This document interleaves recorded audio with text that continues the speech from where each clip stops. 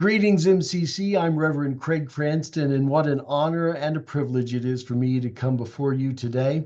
I know this video is about you getting to know me a little bit better. I hope you'll read my bio, which is on the website and talks about my business and academic and ministry background. But I want to use our time today to talk a little bit about my vision for MCC, where I honored to be elected as moderator. And it really boils down to two themes: support and innovation. I'd start by raising $500,000, and anybody that knows me knows I know how to raise some money. And I would use that money in two particular ways. First, I would visit every MCC church across the globe within my first 2 years. It's important that the moderators show up and that you know you're important and you're supported. Second, I would use the rest of that money to support you in profound ways. Here's an example. Let's say you have a part-time pastor because you can't afford a full-time pastor. Well, the denomination can step in with that money and we can meet the gap between the two so your pastor can be full-time and help to grow that church. Together with the Council of Elders, I want to create opportunities to support networks in profound ways. And I want to create an innovation team by raising at $5 million to start not just supporting our existing churches, but then to go and start planting churches. We have got to start growing our church, and we need to start planting churches, and we need to start resourcing those in profound ways. We need to create a top-of-mind awareness so that everybody in America and abroad no longer thinks of MCC as the best kept secret. They need to think about us when they think about LGBTQ and other areas of social justice. We need to create positive, affirming, and supportive, expansive opportunities for our clergy.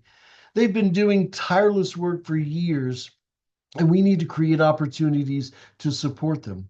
And part of that would be to expand the Flourish program. So things like sabbaticals are things they can do without having to worry.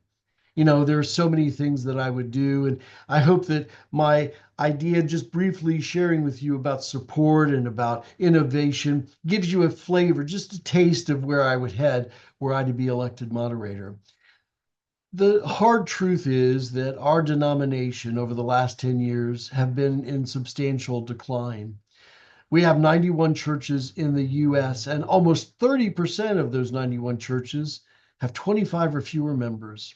And we have a growing list of congregations that don't have a seated pastor. Those are dangerous numbers for us. We've got to start turning the tide. And there are those in our denomination who believe that the time for MCC is over, that we're no longer relevant, but I don't believe that. I believe we've practiced for 55 years the very things that a new spirituality demand. Our world now more than ever is in need of healing and a constant reminder of a gospel of love and radical inclusion. We need to be a prophetic voice that counteracts the religious voices of hatred that love to sing a song of restriction, because God in Jesus Christ produces for all of us a harmony of liberation. We need to rise up as a chorus to declare the joyous good news of the gospel of Jesus Christ for all people.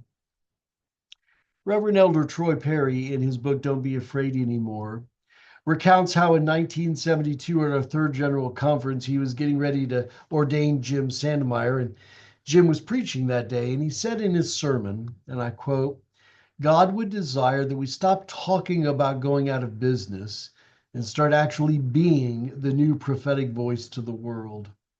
I believe that now is the time for our prophetic voice to rise and ring loudly across every continent in proclaiming the good news of God. I believe that now is the time for a new movement to sweep across MCC and boldly declare our presence and our commitment to radical hospitality, to embrace and welcome everyone into our churches. I believe that now is the time for a revival and a renewal of MCC that goes beyond what even we might dream or imagine.